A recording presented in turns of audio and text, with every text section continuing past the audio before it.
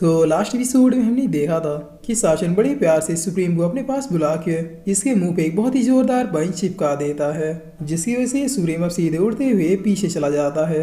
जिस पर अब शासन पूछता है कि ओल्ड मास्टर बताओ मेरे पंच का टेस्ट कैसा था। तभी सुप्रीम अब उड़ते हुए कहता है कि इम्पॉसिबल, अगर तुम मुझे इस तरह से हिट कर सकते हो इसका मतलब तुम्हारी पावर जो दिख रही है उससे कहीं ज्यादा है। जिस पर शासन अब हंसते हुए कहता है कि बिल्कुल, तुमने हमें यहाँ पे लाने के लिए व्हाइट सेल ड्राइन को मोहरा बनाया, लेकिन सच तो ये है कि हमने भी व्हाइट सेल ड्राइन को ही मोहरा बनाया तुम्हें यहाँ पे लाने के लिए।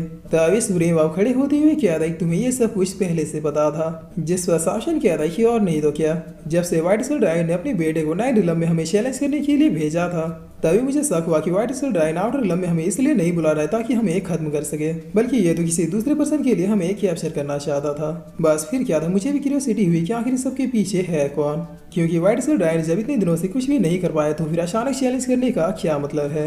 अगर मैं और लुएनफी आते तो फिर व्हाइट सेल ड्राइन को कब का खत्म कर चुके होते, लेकिन रियल मास्टरमाइंड को भी तो पकड़ना था, इसीलिए तुम्हारे नाटक में हम लोग भी शामिल हो गए। और देखो फाइनली तुम कितनी आसानी से यहाँ पे अपने आप ही चले आए। तब ये सब सुन के ये सुप्रीम कह रहा है कि तुम दोनों ने मुझे अपने ट्रैप में फंसाया, मुझे लग ही रहा था कि तुम दोनों के पास कोई ना कोई चाल जरूर होगी।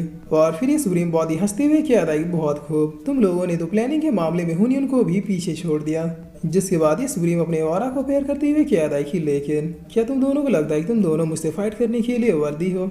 जिस पर शासन कह रहा है कि वो तो अभी बस थोड़ी देर में पता चल ही जाएगा। तब ये सुप्रीम अपने पार्लियामेंट एक्ट को क्रिएट करते हुए कह रहा है कि अगर ऐसी बात है तो चलो मैं तुम्हें दिखाता हूँ कि आखिर रियल पावर और श्योरी के पावर में क्या डिफरेंस होता है। तुम्हारा वो हुनियन तो मुझसे बच के भाग गया था, लेकिन तुम लोग आज बच के नहीं भाग पाओगे। और इतना कहते ही सुप्रीम सीधे अपने पाल में साथ शासन की ओर बढ़ते हुए कहता है कि देखो ये सिर्फ एक मूव तुम्हें खत्म करने के लिए काफी है। लेकिन तभी शासन इसके सडे को बस स्माइल करते हुए रोक लेता है, जिसके बाद इसे यूजलेस कहते हुए सडे को तुरंत ही डिस्ट्रॉय कर देता है। तब ये देखकर इस सुप्रीम का फटके फ्लावर हो जाता है। ये बहुत ही शौक होते हुए कहता है कि नामुमकिन आखिर इसकी पावर मुझसे ज्यादा कैसे हो सकती है।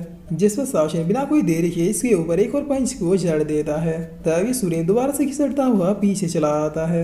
जिस पर अब शासन कहता है कि ओल्ड बास्टर तुम तो बहुत ही ज्यादा वीक निकले, क्या तुम श्योर कि हमारे मार्शल वर्ल्ड सुप्रीम हुनियन ने तुम्हारे कॉन्टिनेंट के पावर्स को चुराया है। तब सामने के नजारे को देखकर व्हाइट सेल ड्राइन के भी पसीने छूटने लगते हैं।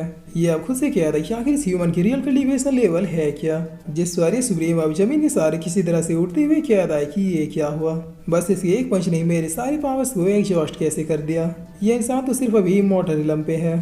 तभी सूर्य के मुंह से इतना सुनते अब व्हाइट सेल ड्राइन भी पसीने से नहा लेता है। ये अब लड़खड़ाते हुए आवाज में खुद से कहता है कि ये दोनों इंसान तब से अपनी ट्रू पावर्स को हाइड करके मुझसे फाइट कर रहे थे। जिस पर शासन अभी सुप्रीम की ओर आते हुए कहता है कि ओल्ड बास्टर किसने कहा कि मैं सिर्फ इमॉर्टल रिलम पे हूँ, चलो मैंने तुम्हें एक और चांस दिया, मेरी ट्रू स्ट्रेंथ को गैस करके बताओ। तब ये सुन के सुप्रीम अपने मन में सोचते हुए कहता है कि मुझसे गलती हो गई, लगता है मैंने इन दोनों इंसानों की पावर जितना मेजरमेंट किया था उससे कहीं ज्यादा है। जिस पर व्हाइट सेल ड्राइन कहता है ह्यूमन मैं सब कुछ समझ गया, तुम दोनों ने पावर्स के मामले में सुप्रीम को भी क्रॉस कर दिया है, लेकिन हमें अपने ट्रिक में फंसाने के लिए तब से तुम दोनों बस नाटक कर रहे थे। इतना ही नहीं, पावर्स के मामले में तुमने अपने लोगों को भी धोखे में रखा है। तब शासन कहता है कि वाह क्या बात है व्हाइट सेल ड्राइन, तुम्हारा दिमाग तो इस सुप्रीम से ज्यादा ही तेज चल रहा है। तुमने सही कहा, हमारी पावर्स इमॉर्टल रिलम के भी बियॉन्ड है। और अब शासन इतना कहते कहते हम शासन और लुएनफी का एक छोटा सा फ्लैशबैक देखते हैं, जहाँ पर इस बैटल में आने से पहले लुएनफी शासन से कहता है कि भाई हमने पावर्स के मामले में इमॉर्टल रिलम के पीक लेवल को भी क्रॉस कर दिया है। तब शासन कहता है हाँ, लेकिन हम अपनी रियल पावर किसी को भी नहीं दिखाएंगे। जिस पर लुएनफी कहता है कि क्यों, क्या कोई प्रॉब्लम है। तब शासन कहता है नहीं, मुझे ऐसा लग रहा है कि इन सबके पीछे व्हाइट सेल ड्रैगन नहीं है। जिस पर लुएनफी कहता है कि आपका मतलब इन सारी झमेलों के पीछे उससे भी किसी बड़े पर्सन का हाथ है। तब शासन कहता है कि बिल्कुल। जिस पर लुएनफी कहता है ठीक है बताइए अब हमें आगे क्या करना है। तब शासन कहता है कि चलो आउटर रिलम में जाके एक्टिंग खेलते हैं। और अब इसी फ्लैशबैक के साथ शासन लुएनफी से कहता है कि जाओ व्हाइट सेल ड्रैगन तुम्हारा हुआ, तुम्हें उसका क्या करना ये तुम समझो। जिस पर अब इतना कहते ही शासन सुप्रीम के सामने खड़े होते हुए कहता है कि चलो तुम मेरे शिकार हो, अब मैं जो भी सवाल तुमसे पूछूं उसका जवाब मुझे सीधा सटीक और 3 सेकंड के अंदर चाहिए। अगर समय खत्म हुआ तो फिर मैं पनिशमेंट के रूप में तुम्हारी बॉडी का कोई एक पार्ट तोड़ दूंगा। और इतना कहते ही शासन इसका घुटना तोड़ते हुए कहता है कि ये सैंपल है। तब ये सुप्रीम चिल्लाते हुए कहता है कि मेरा मुंह खुलवाना इम्पॉसिबल है। जिस पर शासन कहता है कि ओल्ड मैन मेरे लिए कुछ भी इम्पॉसिबल नहीं है। तब ये ओल्ड मैन अब पेन के मारे और भी ज्यादा चिल्लाते हुए कहता है कि मैं नहीं बता सकता, अगर मैंने तुम्हें कुछ बताया तो फिर मेरी एम्प्रेस मुझे छोड़ेगी नहीं। जिस पर शासन कहता है कि वो तो इस कहानी में एम्प्रेस भी है। तभी सुप्रीम कहता है कि मैं तुम्हें बस इतना बता सकता हूँ कि अभी तक मैंने जो कुछ किया वो सब अपनी एम्प्रेस के ऑर्डर पे किया। हमारे गॉड ऑफ वाइट कॉन्टिनेंट को वही कंट्रोल करती है। जिस पर शासन कहता है कि अगर ऐसी बात है तो फिर तुम रहने दो, मेरे पास इन्फॉर्मेशन हासिल करने का एक और तरीका है।